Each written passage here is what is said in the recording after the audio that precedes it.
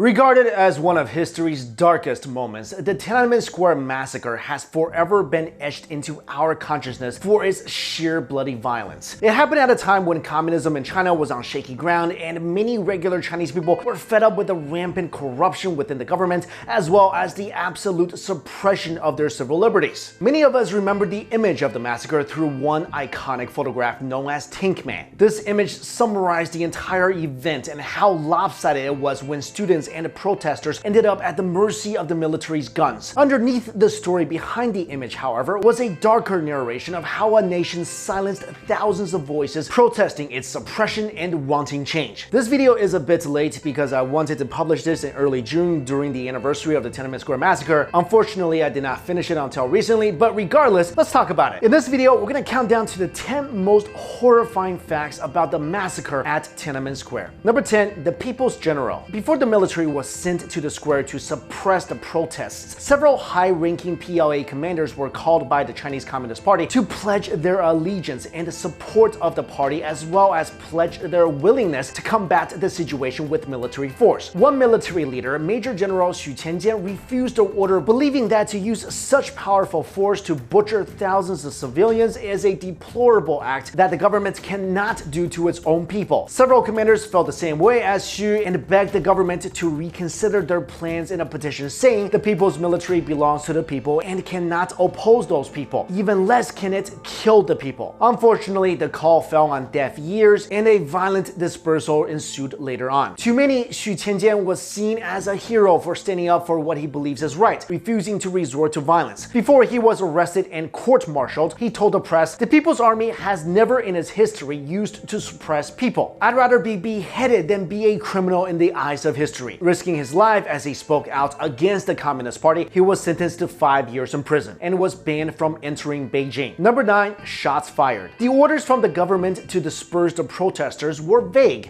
enough to dodge basically any kind of legal repercussions that could later on boomerang back to the Chinese Communist Party. One of these orders was the use of live rounds to clear the square. However, there were no clear and specific details regarding it. The government could not give direct orders to shoot civilians, much more orders in writing. The soldiers were basically left to decide for themselves. But if their bullets just so happens to hit people, the party promised the same soldiers that there will be no legal consequences. Despite this, however, many soldiers choose to aim their guns at the sky, firing warning shots instead. Unfortunately, not all the soldiers share the same sentiments as their comrades, and by the time the protests reached fever pitch and people were starting to throw debris at the soldiers, the troops were now looking for an excuse to kill because of rising tempers. One soldier, Wang Yongli, said, "No one said to shoot, but it was like we're going to teach them a lesson." And then these soldiers unleashed their fury. Number 8, the life and death of a goddess. Effigies are not uncommon when protests and demonstrations erupt. And normally effigies are massive paper-mache caricatures of government personalities to whom the protests are directed towards. During the onset of the protests at Tiananmen Square, students and civilians erected what they called the Goddess of Democracy. Made mostly from plaster, this statue was created as a symbol for hope and a warning to the oppressive communist government that the people will not be silenced. It was a 30-foot monument to celebrate the pro-democracy movement. It was also supposed to embarrass the authorities should they decide to take it down, but when the tanks rolled in, the statue of the Goddess of Democracy was crushed and destroyed, sending the pro-democracy movement an ominous message that would later on translate into hundreds of violent arrests and thousands of deaths. Number 7, the spark that started the flame. The Tiananmen protests did not start overnight. As a result of economic and political mismanagement, China was plummeting into economic chaos in 1988. Inflation triggered panic buying in cities as well as the purge of reformists within the Communist Party. Public discontent swelled slowly and steadily until the purge and death of one of the Communist Party's top officials, Hu Yaobang, who was advocating for reform in government on April 15, 1989, signaling the crescendo of a nationwide protest. Demonstrations had spread to neighboring cities like Shanghai, China's largest metropolis. In the following days, when the military were being mobilized, protesters have already set up blockades around the city. Soon enough, people were marching to Beijing calling for reform as they occupied Tiananmen Square by the thousands until it swelled up to the millions. Crackdowns and arrests had begun as well as sudden reshuffling of top positions within the Chinese Communist Party. Number 6, a lifelong censorship. More than a quarter of a century after the bloody events at Tiananmen, the Chinese government still employs a strict and absolutely extensive censorship that now employs over 2 million censors online. Information about the massacre is still being rigorously wiped from servers in the country. Typing Tiananmen Square in your search engine will yield no results, as well as any keywords relating to the event. The government has even gone so far as blocking any number combinations that would yield to any information on the days when the protests erupted. Basically, to the Chinese government, the Tiananmen Square Massacre of June 4th, 1989 never happened. Number 5. The Higher Road. Months before the massacre at Tiananmen, the first wave of violence began at Xinhua Gate. Students from different universities all over Beijing showed up to protest. About 10,000 of them staged a sit-in at the gate, chanting "Long live democracy" while challenging Premier Li Peng to come out and meet them. It was not long when police officers appeared to subdue them and create a barricade. When students tried to break through the barricade, officers exercised a maximum level of tolerance, keeping to strict orders not to harm any of the students but to keep them from breaking through the barricade. By dawn, however, the orders had changed and about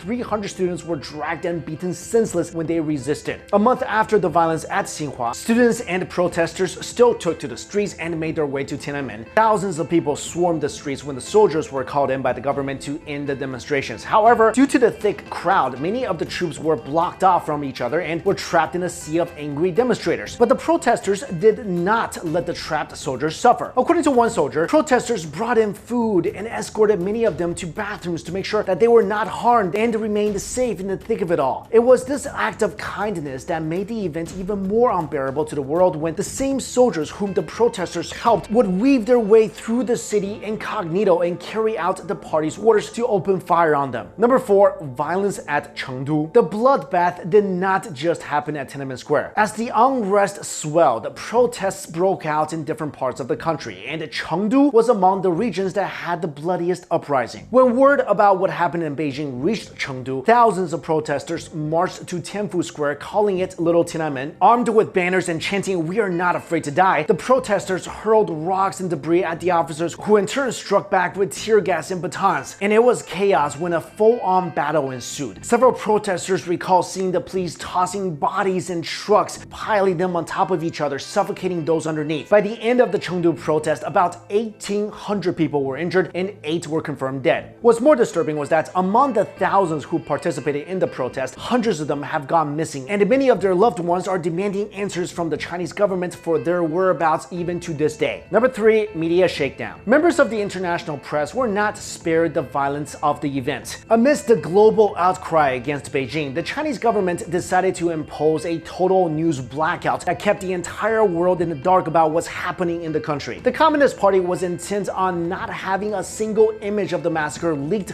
or published, that they ordered the secret police to crack down on journalists trying to do their jobs. Charlie Cole, the man who won accolades and a World Press Award for his photo of the Tank Man, had to risk his life in order to get the word out to the entire world. He was one of the many journalists who were beaten and intimidated by China's secret police. Threatening his life and beating him senseless, the secret police confiscated rolls and rolls of film, and Cole had to practically beg them to leave his camera alone. When they left Cole's hotel room, Cole climbed to the roof of his hotel, and with an unused film he managed to hide, was able to take a photo of the now iconic image we associate with this massacre. Cole knew he had to get the photo out. In order to avoid the film from being confiscated, Cole taped the roll inside his toilet tank just before the secret police returned and beat him once again, this time taking away his passport and forcing him to sign a confession that he had taken photographs illegally during martial law. They, of course, never found the film he hid, and when the coast was finally clear, he snuck out of the country and rushed it to the office of the Associated Press. The image was published and the world was given a clear view of what was happening in Beijing. Number 2. Martyrs of the massacre. On June 9th, 1989, shortly after the dust of the massacre has settled, Communist Party Chairman Deng Xiaoping made a public address about the massacre, calling the military and the police who had died defenders of the people. He called upon the crowd gathered around him to stand and pay a silent tribute to the martyrs. Unfortunately, the thousands of protesters who have staged hunger strikes and marched down the streets of Beijing to Tiananmen and lost their lives were discounted from the ceremony. The civilians who were shot and killed by the army were, in Deng's words, not ordinary people, and were declared by the chairman as the dregs of society. He also said we should not forget how cruel our enemies are. For them, we should not have an iota of forgiveness. Basically, to the eyes of the Chinese government and its Communist Party, the soldiers and the police officers who shot protesters and ran them over with tanks were the heroes of the story. Number 1. Tank Tank Man. Cole's photo was not the only one that made the presses. Several other journalists were able to get video clips of the event out into the world, but the picture that really said it all was the one defiant protester that we only know as Tank Man. Staring down a column of 25 tanks, Tank Man dared them to run him over. With tensions mounting, a number of people tried to pull him out of harm's way, but it was not long though when men in blue uniforms came and dragged Tank Man away. Charlie Cole was a witness and described the men in blue as agents of the secret police. He strongly believes that Tank Man was immediately hauled to prison and without a shadow of a doubt mercilessly executed by the government's agents. He said people were executed at that time for far less than what he did. No other statements were released from the side of the government except for a vague passing comment made by Jiang Zemin to a US reporter saying that he thinks that Tank Man was never killed. I still remember when this massacre happened because I just moved to the US with my family, and I remember I was a kid, I was about 8 or 9 years old, and my parents and all their friends were students at the time. So when the protest occurred, they really related to it because people at the time, they wanted democracy in China. They wanted free information, they wanted freedom of belief, freedom of speech, everything that's guaranteed in the Chinese constitution but really is not allowed under the Communist Party. And I remember after the massacre, I was marching on the streets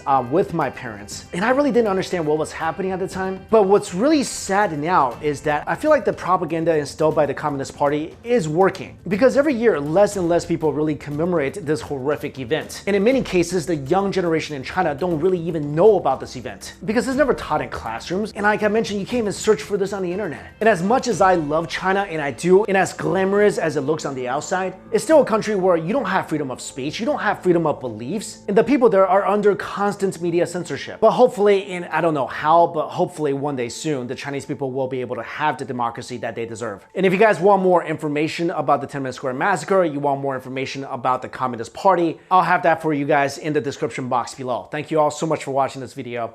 I'll see you later.